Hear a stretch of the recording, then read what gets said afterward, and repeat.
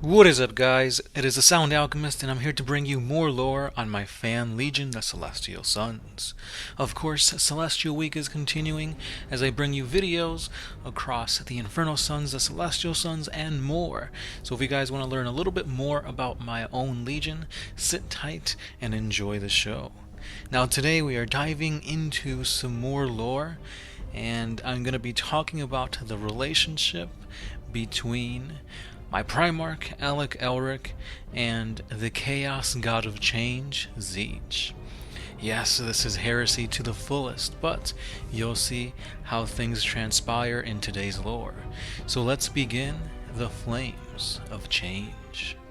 The Primarch of the 11th Legion, Alec Elric, has lived a life full of suffering and false glory, all thanks to a certain god of chaos. While he was in his gestation pod, Elric, along with all the other Primarchs, were flung throughout the galaxy via the ruinous powers of chaos. However, Elric's pod was cracked, and this was all that was needed for Tzeentch to claim Elric as his plaything. Right away, Elric was cursed with visions, nightmares, and illusions. Each hallucination spiraled the Primarch deeper and deeper into the depths of Tzeentch's schemes. It was the Changer of Ways who placed Elric upon the planet of Kioshavor, a Necron tomb world. Tzeentch's minions, also under the guise of being kings of this planet, raised Elric and taught him the ways to be scholarly and also the ways of a warrior, forging him into a suitable vessel for their patron god. Alec Elric ended up forging a suit of armor made from the planet's strong metals, which turned out to be Necron technology. On top of this, he fashioned a mighty spear that was tipped with an unknown crystal. And just before Elric's coronation to become king of Kioshavor, the planet trembled as the ancient Necrons awoke. The planetary-wide war enticed Khorne, the Chaos God of War, and his demonic horde joined the fight. While Elric was in despair from seeing his world be torn apart from unnatural forces, the kings of Kioshavor revealed themselves as the demonic followers of Tzeentch. Elric's mind cracked at the realization that all he had ever known was a lie. With his body covered in wounds from battling Necron warriors and bloodletters, his psyche began to shatter, and then the young Primarch lost consciousness. When he awoke, the avian demon was torn to pieces, as were every other living being in the vicinity, be it demon, Necron, or human. Exhaustion took over and Elric collapsed. Just then, a horde of bloodletters made their way towards Elric, each one enthralled, claiming the Primarch's skull for Khorne. But just as their demonic blades began to plunge into Elric, a golden light radiated before the Primarch. A wave of holy flame casted the demons back into the warp. The Emperor had come for his son. Even though the Emperor was aware of Tzeentch's touch upon Elric, he allowed his son to lead the 11th Legion as their Primarch. Elric pledged himself and his loyalty to the Emperor, for how could he refuse an offer from the man who saved his life? Deep within the dark corridors of the Crystal Labyrinth, the Architect of Fate laughed to himself. All was going according to plan. Throughout the Great Crusade, the Emperor's distrust in Elric grew, for he had acquired a worrisome dual personality. Most of the time, Alec Elric was calm, collected, and he was a stoic tactician. But seemingly out of nowhere, at a mere moment's notice, Elric would become a crazed madman, lashing out at anyone or anything nearby. To counter these fits of burning rage, the Angelus Solaris were created. However, Alec's legendary weapon, the Solar Flare Spear, troubled the Emperor even more. But since the Celestial Sons had liberated many enslaved human civilizations, he turned a blind eye to this Xenos weapon. Elric's feats casted a bright light upon the Imperium. humanity once again had regained hope, and many pledged themselves to the Imperium of Man. For taking on such a pivotal, important role in the Great Crusade, Elric became known as the Light of the Imperium, a shining beacon for hope. But in this grim dark galaxy, the brightest light will cast a deep dark shadow. With the aid of Grandfather Nurgle, Tzeentch orchestrated events that would lead to the creation of the Chaos Warband, the Infernal Sons, as well as a shattering event in the timeline of the Celestial Sons. Upon the Forge World and moon of Eldia, the plagues of Nurgle corrupted the population.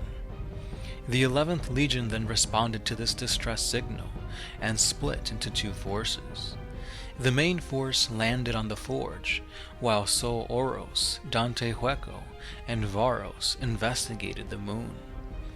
Hueco and Varos ended up pledging themselves to Chaos, while Oros attempted to warn the Emperor of Chaos's grasp on Eldia.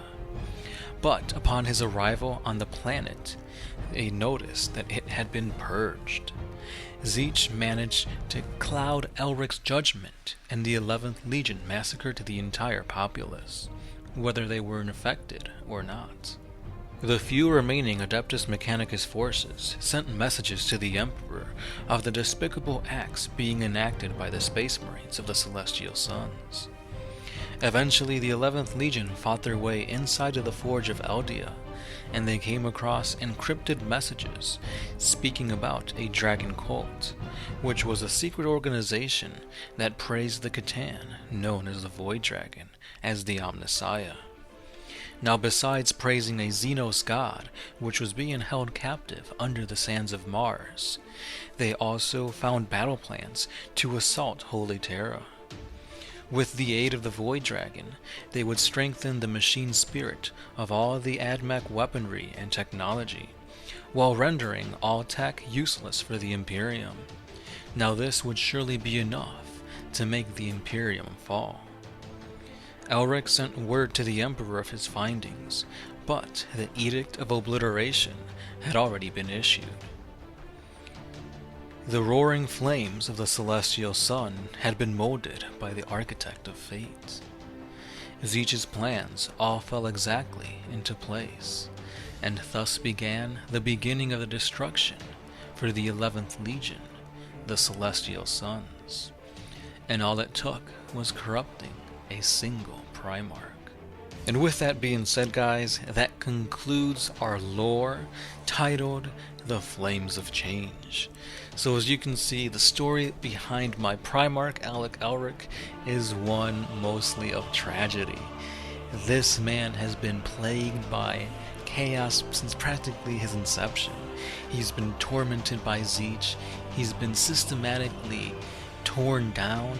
Like, he was raised by basically false father figures who were teaching him things, making him be the best man he probably could ever be in order to tear all that down in a single event. Now, this man was about to be king, and he saw the Necrons rise up, and he saw chaos demons just massacre everybody. On top of that, his father figures ended up, showcasing themselves that, yeah, we're actually part of the, Tzeentch's plans. We're demons. So all this is a lot to take in. And because of all these, hallucinations, nightmares, on top of everything that Elric went through, he ended up developing a split personality. And that right there are just red flags being raised everywhere. But the Emperor was like, nah, he's good.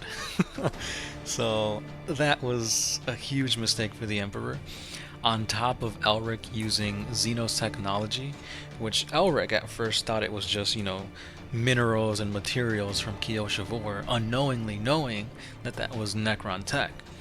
So that was mistake number 2, but again, the Emperor was like, you know what, he can keep doing this, he can keep using this weaponry and whatnot, as long as he does really good in the Great Crusade, and he did. He was well known for saving humans from, the orcs who were enslaving them. saving humanity from other tyrants and whatnot.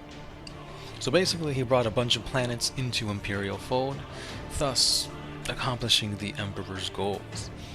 Now after that, Tzeentch ended up using all this fame, all this glory to continue the schemes, and eventually that's what led them to Eldia. Eldia was like the conglomeration of all of Tzeentch's plans, because here he knew he could twist Elric's mind to massacring the whole population. Obviously, if you're killing off the whole world, the Skitarii and the Admech on this planet are gonna send word to like the Emperor, letting him know what's going on. But in Elric's mind, he thinks he's doing the right thing. So again, there's a whole bunch of back and forth going on as to what's real, what's false, what's the good thing to do. And Elric just he's trying, but he's too.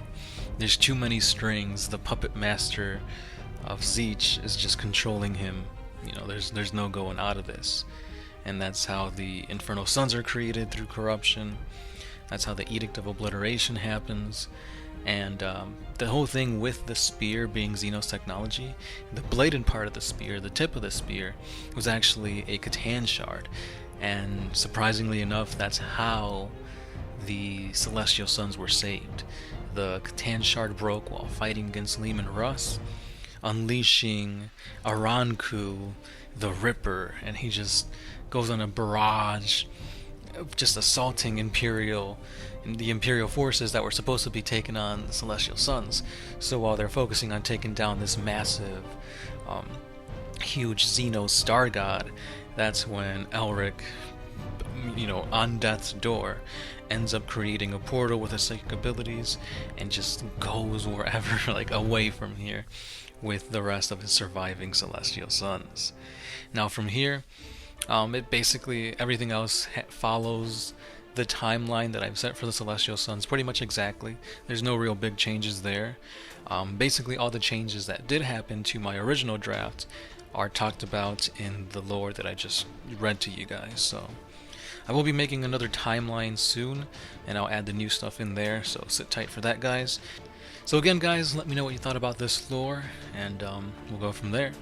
Sit tight, because more Celestial Sun lore is coming your way tomorrow, so stay subscribed. This is the Sound Alchemist, part of One Mind Syndicate, and I'll catch you guys tomorrow.